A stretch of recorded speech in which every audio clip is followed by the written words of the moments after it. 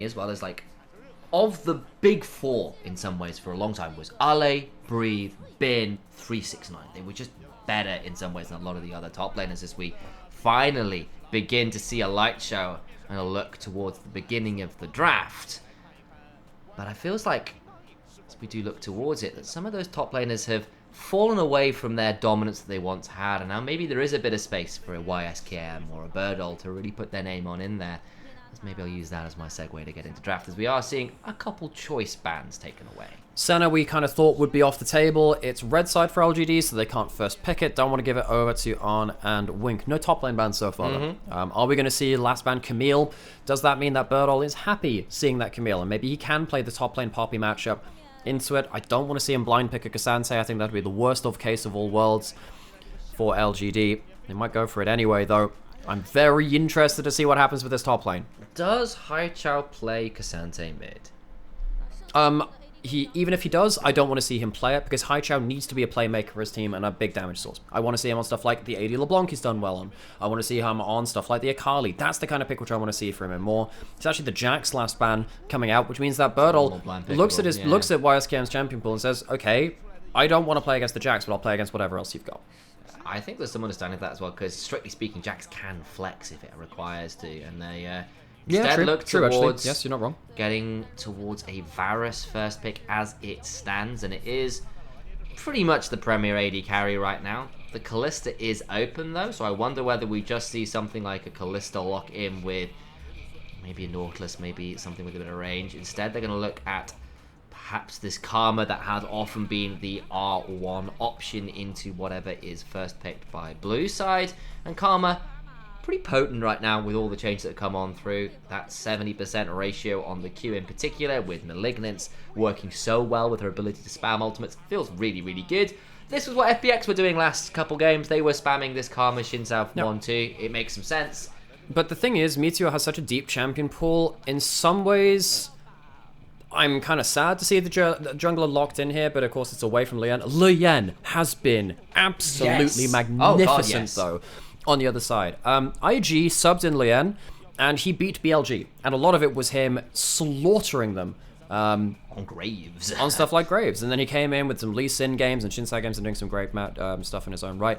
The Nico locked in, very likely to be towards the mid lane. We did see a bit of it towards support. That was mainly EDG in lost games, though, so we don't really count that so much. Cryan, of course, MSI winner. And he was a player which was often forgot about when Xiaohu swapped towards top lane, and he ended up winning that MSI while he was top lane there, as we see another Ramasova. We've seen a lot of this after the ill-fated Ramassi move the other day. And it's actually going to be YSKM not going towards counterpick and top lane, instead saying, well, okay, if I'm not going to get the Jax, and I'm not going to be able to get, like, that to take into all comers, I'd rather take that. This does give Birdall the chance to counterpick top lane matchup, though, which is actually a pretty good sign for LGD. It does feel pretty good, and I think YSKM is a solid Cassante, but it's not as exciting or as main character-like, shall we say, in some ways, as some of his other picks. But then again, we've seen a lot of Cassantes. Have you seen Cassante so far? At the moment I said that, I went, but then Cassante all-outs, and I feel like that statement becomes very false. And YSKM has actually been pretty okay on this champion too. It's been a long shot since spring of last year when it felt like Cassante was the be-all and end-all champion, and YSKM wasn't really playing it still. He was playing his champions. He's learned it now. He plays it well enough, and he'll be a back-line threat. Bot-lane champions, though, for Shaya and Jinzhao, now going to be off the table. Lien, on the other side, I'd imagine Lee Sin is going to be removed as the second ban away from him in the second round. It does feel like that's likely the case. Bot lane left up, as you were kind of noting there, for LGD. And strictly speaking, there's still the support option here from Wink, so there's still something. I mean, it could be the Nico support, I suppose. That's kind of fallen away a little bit. I already talked about that. Well, you did, I know. Yeah. But as you said, it feels unlikely, shall we say, especially because I think Cryan has put a bit of time into the Nico.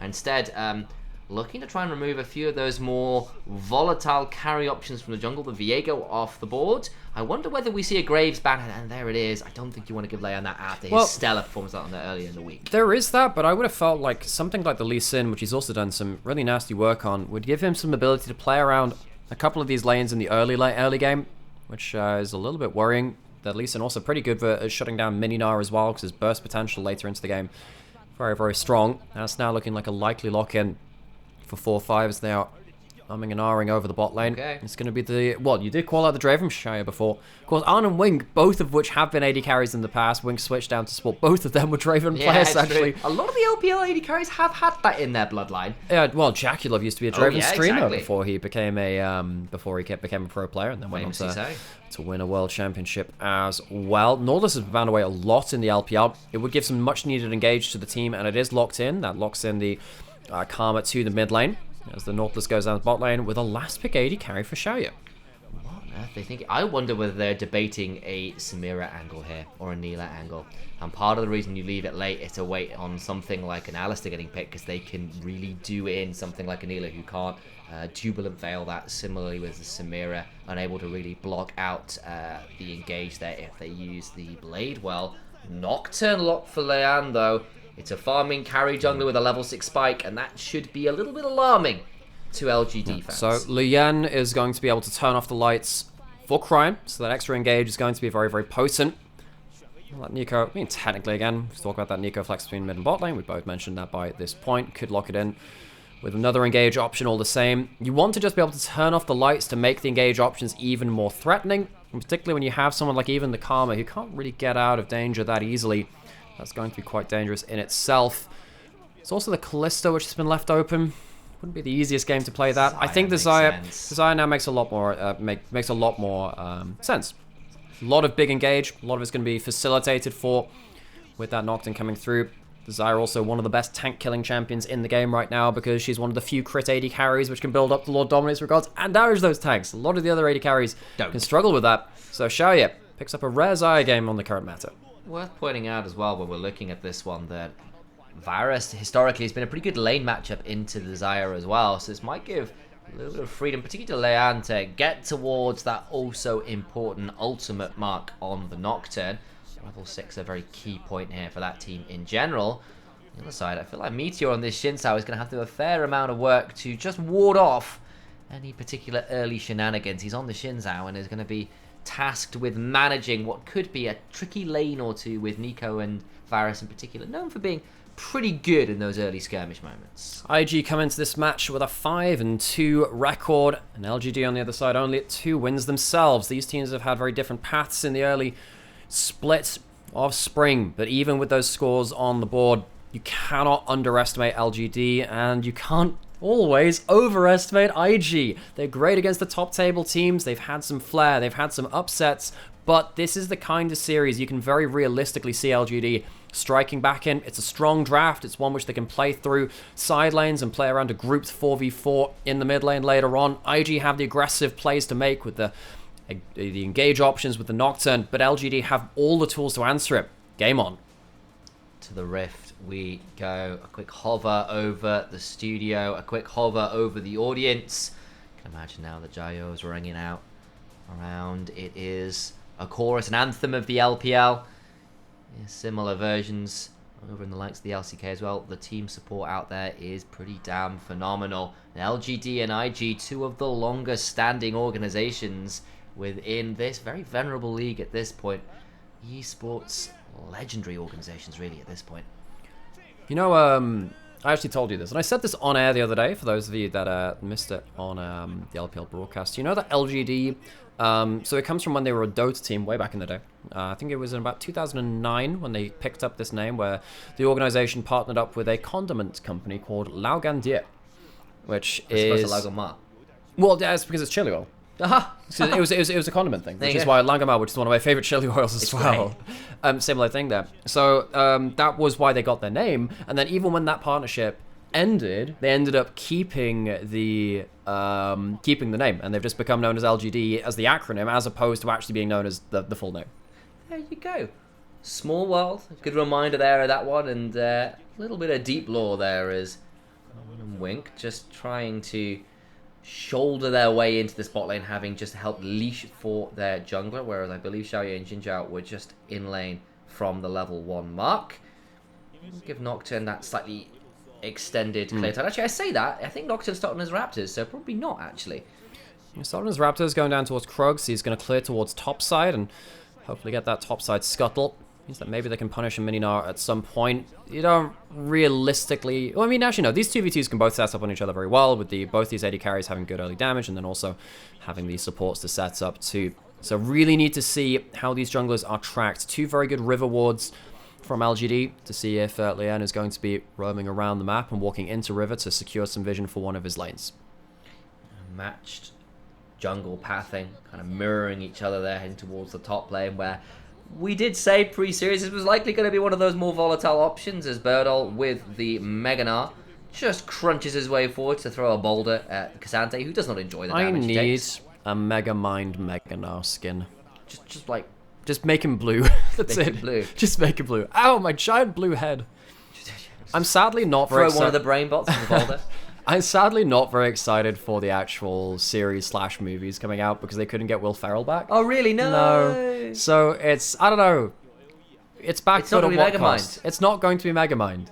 I feel so melancholy. For those of you that never watched Megamind, it is an absolute treat. Go watch it. It's a great movie. One of the best animated movies of its era. I think a lot of people just kind of forgot about it because, like, it came out at a time of a load of other movies. Was it like Deadpool and one of the Marvel movies which came out in the same year? It feels like that. I think at the same time as well, so it was just a bit of a... Anyway, it's fantastic. That's the one which I remember from that point.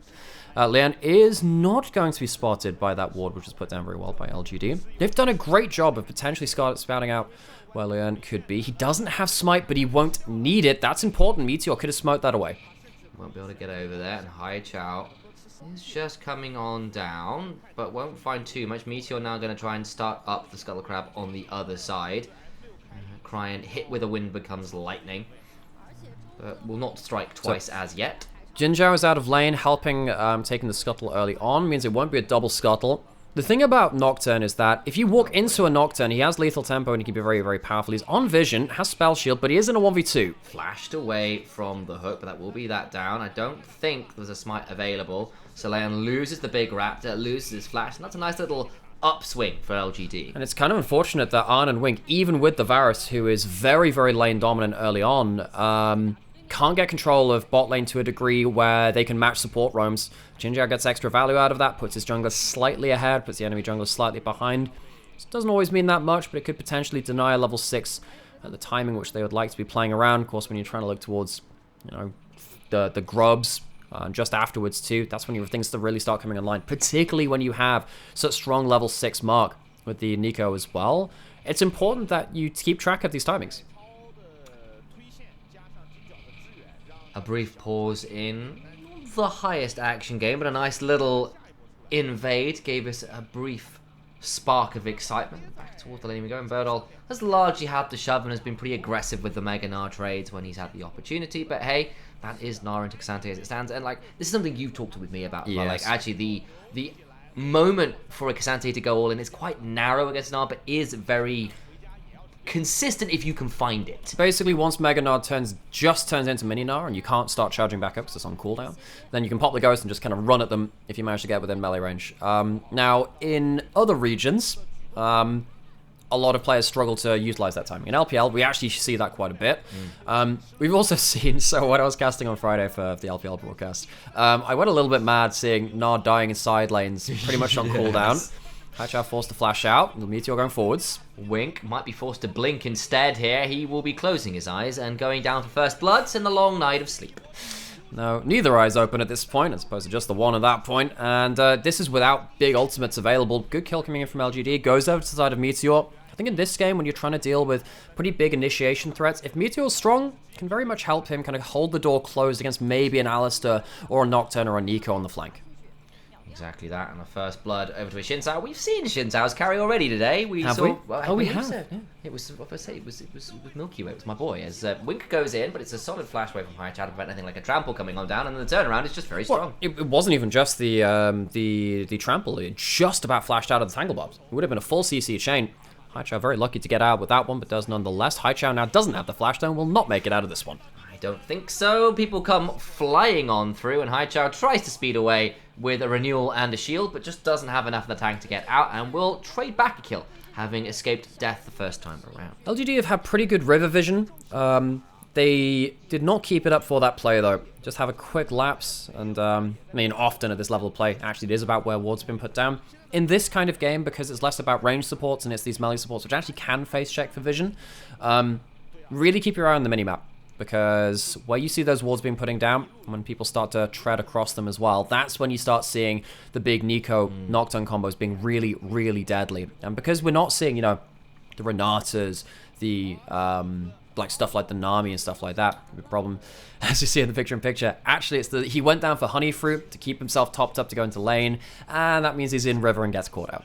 And part of it as well is just you've now got this big-ass wall opposite the Dragon Pit. Yep. That means if you are walking and you're caught in the middle of the river, if you don't have flash, there's no way out anymore. You can't retreat back into the blue buff.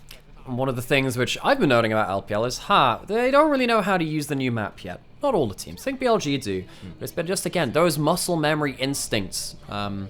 Not quite where they were last year. So, anyway, IG down to death this one. But they're... Cryan's chosen the right person to turn into as well. Varus auto attacks are so satisfying. Well, it's great. They are. I really like base Varus's auto attacks and then the Arctic Up Varus. Yeah. Oh, that skin is really nice. I really like the whee kind of on the E as well. Although there is something... There is another skill shot in the game now which sounds like Arctic Ops Varus E, and it really annoys me. Which one is it? I can't remember, but I remember it sounds very much like it. I couldn't tell you. And this one smells, at least, like a fight coming in for the blue buff. I think LGD also end up catching a whiff of it, though, and they back off. We're waiting to see whether other sensors are required, because sight certainly won't be, as the lights are turned out, and that will be a dead Karma. Haichao dead in again. Vision in the river. Where are those wards going? Where are people spotted out? Roams come through, and LGD, despite on the first couple of clears of the game, managed to hold up some pretty good vision to spot out where Leon was going. Haichao, without that flash, has been massively punished. If you are getting Nico into the game with a lot of gold, Nico with no gold can turn team fights just by hitting 4-man ultimates, with base damages and with the CC. Now getting gold onto Crone, and we have to contractually mention this, the MSI winning mid lane from RNG when Haichao who played top lane. This is a dangerous point for LGD. Exactly that, Birdall. Mega Nars into the wall. It's a regular thing we see. When you get that ultimate available, you use it because it'll be up there pretty much the next time you get Mega Gnar, so you might as well use it while you've got the opportunity. And just continue to try and shove in as best they can.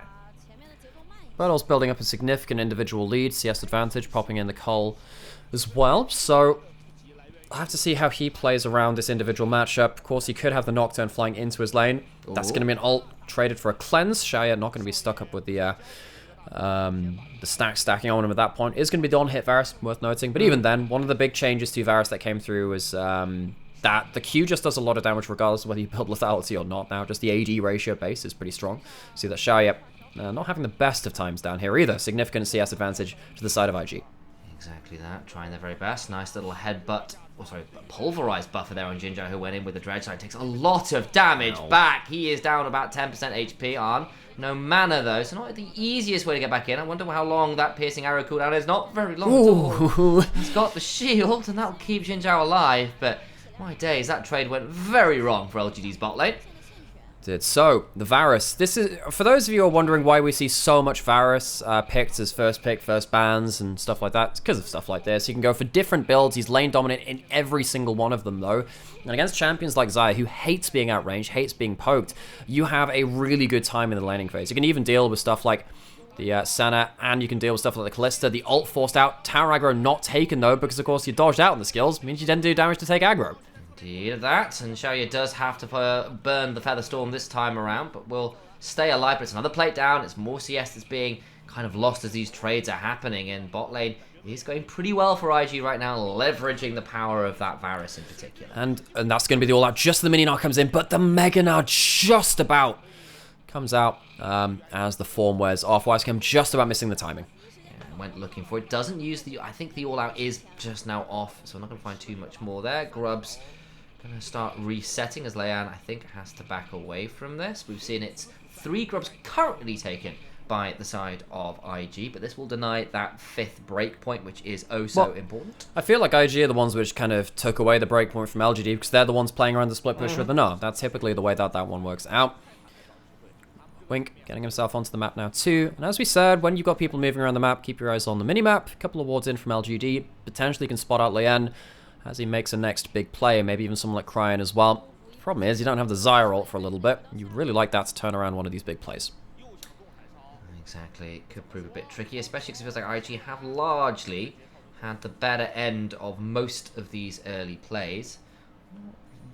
Anything game-breaking as yet, but they have got themselves the early dragon. They've managed to get the Nocturne on the board nice and early. It really does feel in some ways that the Nara has managed the 1v1 pretty well. Topside as Wink is a little deep, but does have an ultimate to work with. Teleport's now coming on through, so just force LGD out of the river. I don't know how easy it will be for them to contest this. So this is fun in some ways, because it's not a fight over dragon, it's a fight over those wards we were talking about being so very important. And they can set up for the flangles. They can set up for the flank angles. They can set up for the big one item spiking IG to go into places. Worth noting, Wink has actually gone down for cooldown boots for more flashes as well, which I think is very important. I think that the engage from IG, as long as there are tools online, are going to be so obnoxious. Bertol using the 3 grub buffs to walk beyond the tower.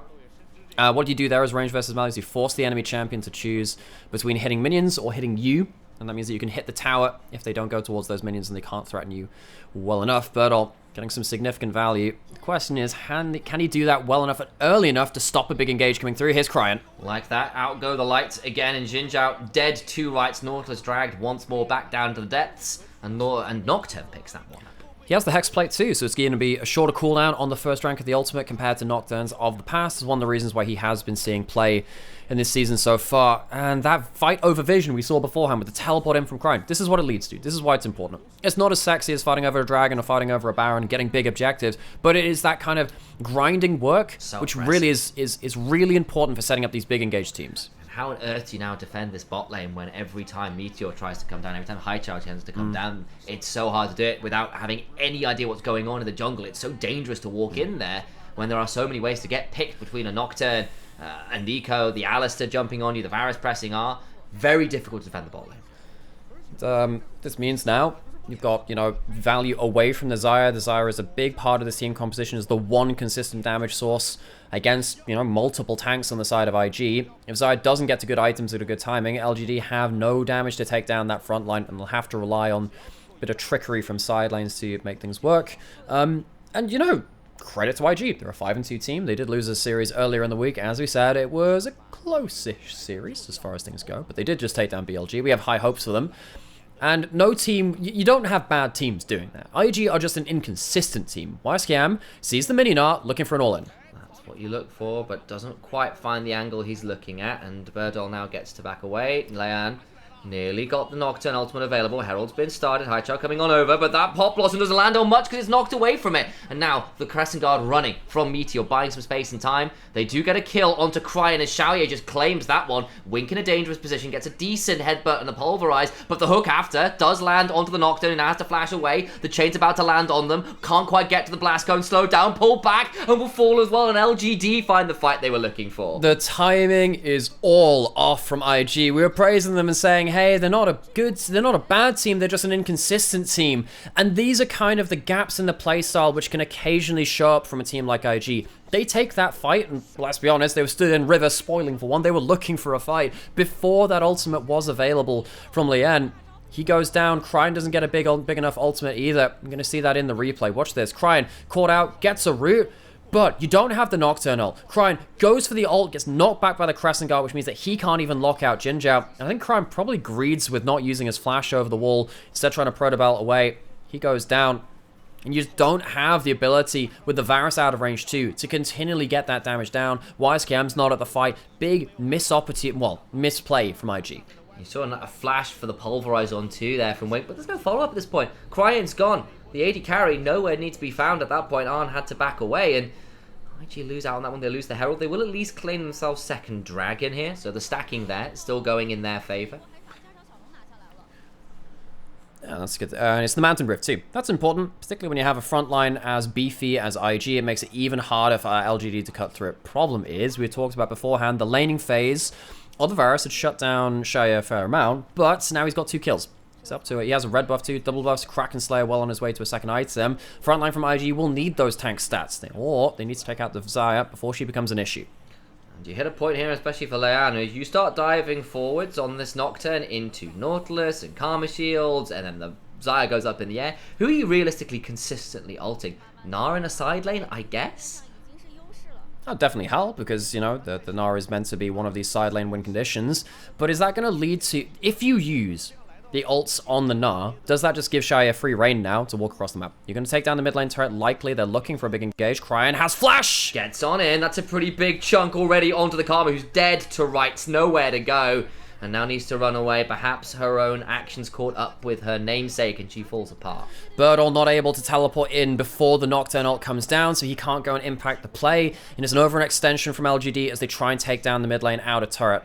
So, IG, some more golden pockets. Can they use this numbers advantage now with Jinzhao and Haichao off the map to take down some outer turrets? They're walking into the enemy jungle. They're getting some damage with the grub buffs on towers as well. Important moment for them to try and set up the map in favor for their next play coming through. Save flash from the last play. Uses it well this time. Cryan helps out there as Meteor, though, looking maybe to come and investigate a dive. I think they're probably looking more into the tower than anything else right now. Do get a hold of that one. Can maybe look to get a bit more. Mega Gnar comes on through into the wall. YSKM still very tanky. Still has the ghost. Can still maybe go all out. Trying to buffer his way out. But there's surely just nowhere to go. Gets over the wall, though, and will escape, but will cost him a summoner spell. Cost him a summoner and the ult and the tower. So it's still a win for LGD. It's just not the best case scenario. Not like they blew flashes on the other side at Meteor and Birdall, though. So while all this happened, bot lane outer turret goes out for the side of IG as well. So trade of outer turrets. And back in to see what happened in this engagement mid lane. Xayah positions on the right side of the lane to get away from Cryan. Sadly, his two teammates stood with him are not in that same position. And another engage in mid lane with another Nocturne ult. Looks like we're just playing the same picture-in-picture. Exactly that. If it's not the grouped up 5v5, those smaller skirmishes, Nocturne, more than enough to set up for those kills. And now Arn at 3-0-2 on this Varus is set up to be a real problem for LGD. And once we get later into the game with, you know, 3-item Xayah when he's got himself a Lord Dominus Regards, if you engage onto other people that aren't Xayah and he gets to auto-attack, then that's a problem. But right now, as you see in the picture-in-picture, you got the big engages coming through, plenty of engage tools with the vision control that they've already sorted. LGD just can't take these fights. Xayah can't be the difference maker right now, even though he's at 2-0-1. Well, it's certainly been a bit of a problem. Cryan now, though, possibly in a spot of bother themselves. Haichao coming on forward will land the Tangle Barbs. Looking to try and get on out here, teleporting away. I don't think it's going to get in. Oh, there's close! time! Close. So if you end up going forward with the E from the Shinzo, you can't knock people back with the ult, because it knocks back everyone but your primary target. Meteor tries to get it out of vision. Maybe he could have just flashed over the alcove wall. Didn't have vision on Cryan. Doesn't cancel a TP. Was really close there. Had an idea that might be happening. Still will cost the teleport, so Cryan not best pleased by that, but still, LGD don't get what they came for, which was a kill on top of everything else. Mid-lane turret has fallen for IG, which is the victory for LGD all the same. They get themselves a kill onto Cryan as well. Dragon still going to have another minute or two until that's up on the table. LGD love to stop a Mountain Dragon going over and stop a Mountain Soul Point going over as well. Because Lien, he's realized, I actually don't need to be the person doing huge amounts of damage. He's built a Frozen Heart up second instead of more damage, allowing his mid and bot lane to do more instead. This is what happens with the Shinzao. Thinks that he can just about cancel the teleport with just his ultimate, but he doesn't quite get the right positioning. He gets out in time. Thought they might actually be in the alcove rather than on the wall of it, and gets the read slightly wrong. It was a nice idea. It was the right idea. It was just a misread on where Cryan actually was. And it does come with the escape then of the Nico, who escapes. Dragon's coming up in a minute. See the LGD, they are grouped up now, but there is some vision that they haven't managed to sweep. This is, again, a lot of the dirty work, the grinding work, the day-to-day, which can make these compositions make or break. Jinzhao's bone plating is popped, his shield is popped, but he has another one from Karma. IG spoiling for a fight. Yeah, Birdall, Mega Gnar timing out, only about half a bar left, looking for a potential angle in here. He's only really hit YSKM so far, and I think we'll have to let this particular charge down. That gives IG a little bit more license to maybe find something here. Wink goes in and swiftly back out. So, Mini Gnar is on the table. Birdall needs to stack up the Rage Bar yet again. He won't have that for a little while. This is the window that IG would love to fight around. I think they could even win a fight with the Mega Gnar up and available. Arn has both summoners. If you can outplay that, it feels like LGD would really struggle to pick up the damage again. I don't think the items are quite there from Xayah yet to really make a difference around these big fights. Dragon is started. not going down particularly fine. Here comes the ults. Meganar not quite here, and he's on the wave in mid lane anyway, so this should be the advantage for IG. Haven't landed as much as they were hoping, but there's no tower to retreat to right now. All out onto Haichao. Xiaoye does not get the feathers down in time to buffer that one through. Now on the other side, Meteor in danger, throws down the Crescent Guard to no avail. Birdle gets a big Meganar into the wall, but Xiaoye's not quite there in time. Now begins to free fire, goes up into the air, but it's been too late, can't further pull back. They're just not the cooldowns available, but Birdle and Jinzhao still untouched. Xiaoye comes back, now has the feathers available, and IG just can't kill off the Xayah in time. And it does turn out that Xiaoye has the items to make the difference. IG, they continue that fight for far too long, and that means that LGD get a boatload of gold. They get themselves a dragon, a mountain dragon away from IG, and they get themselves a really good position to start pushing out these side lanes yet again, while the ultimates from IG are still down. First part of this fight I like from IG. Split up the fight. Make sure that the front line isn't going to interrupt things. YSKM, well played to make sure they can kind of split up Haichao and Xiaoye and not get pulled back with the feathers. This is the big issue here, though. They just end up continuing the fight, and now all of their big ultimates are down, while Xiaoye has an angle into the fight. This was always going to be the issue. If the Xayah doesn't die in the initial engage, she can do absurd amounts of damage. It's going to be a problem later into the game, but with how poorly they played the second half of this fight, it's a problem right now. I worried for a second there that Xiaoye wasn't going to be there in time to capitalize on what was a phenomenal Meganar from Birdle, but he does get there in time, and you can see the damage numbers there. That Xayah did work towards the end of the fight. Yeah, fantastic job by Birdle on that big ult as well. It's a tale of two carries, side of LGD, one from the top lane in that fight. He really did a lot of carrying there. And then also that Xayah too, who now has second item. That means cooldown reduction for the ultimate cooldown, which is really important. And well on the way towards the Lord Dominates Regards, which will really break open this game for LGD's damage profile. That's the kind of mistake which IG can't afford to make, but it's one which we have known them to do. It's the team which will just buy into team fights, hope that they can outplay it. IG, across the entire history of this org, have been a team fighting organization. So yeah, there's some reason to be confident in it. They won a world championship with it back in the day with very different roster. Feels like even with all the names changed, they are still that team fighting team. But they can't just throw themselves at the wall, or LGD will punish them. The wall right now feels like Nah is setting it up there just to knock people into it. If we can get another team fight like that, Birdle will be very pleased. But IG, well, miles off executing that fight. They started it, as you said, very, very well. Oh, they've got that new item. I can never remember the name of it in Nocturne's inventory, the red one that I can never remember the name of. It builds into Guardian Angel. I know that one. I forget the component name. It's the armor and HP one, I'm pretty sure. Or armor and AD, rather. That's the one it goes into. But it's something like a sigil. I can't remember. I feel really bad. I don't build GA anymore. I don't build that. Who needs a second life? Not even on AD, YOLO. No, very much not, actually. You need a lot more on-hit damage items for her, or just for pure crit. She can't really afford to drop damage into something like that.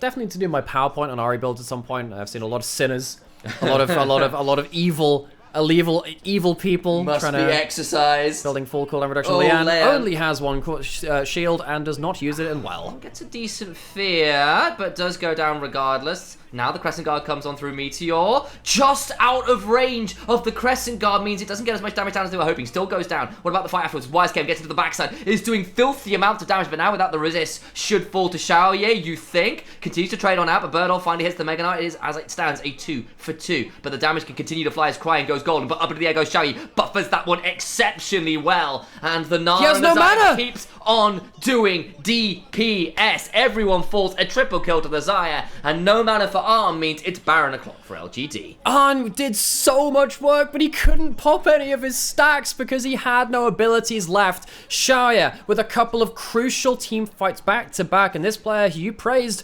from the LDL put his name up there with the likes of Milky Way. And the rookies coming up to try and be a carry for his team. Leanne, he face checks with his shield and it just goes off before the hook comes through.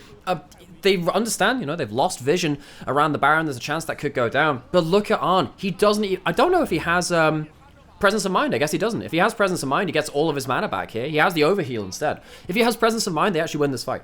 It's such a sad situation. I know that it's a great rune for other times, but Arn, just imagine if you can throw another E here, another Q. It'd be so different. You just can't pop things for a Xiaoye with the Navori. Able to just keep on cracking through cooldowns and mash him. The W route comes into a soul flare from Karma, and half the HP bar disappears, and there's no way you're walking out of that. Things are about to get worse too. Lord Dominic's regards built up by Xiaoye. This is going to be an absolutely absurd amount of damage coming out of the Xayah. Has blue buff as well, which will help in terms of cooldown reduction and that mana sustain, which we talked about being very potent for AD carries just before this. Global blue buffs for both teams. No red buffs from either team though. We are spoiling for a fight in the mid lane. IG, the engages which worked in the early game are not going to work nearly as well now, and that vision control, which we have talked about being the day-to-day work, is not working as well. Birdall still mini. Does finally get the Mega Gnar up, and they're going to try a one-man Mega Gnar, but it might be enough here on a Wink, who will take a lot of damage, has the ultimate running, but to what avail? Trying to get in is crying, but it's not as fantastic as they were looking for. Xiaoye survives it for now. Still trying to play this one out. They do get a kill onto the Mega Gnar, but I think the damage is potentially already done. Meteor trying to run away as YSKM does fall. Now on the other side, Haichao begins to roar as well. Flash forward for a root from the north as the staggering blows lock down some more. And IG just can't continue to find the place they were earlier. And it's the flash forward from Xiaoye to kill off the enemy AD carry too. Just about survives the 1v1. Arn has a lot of gold on the Varus, but he can't make it work. Xiaoye, once again, being such a thorn in the side of the front line of IG.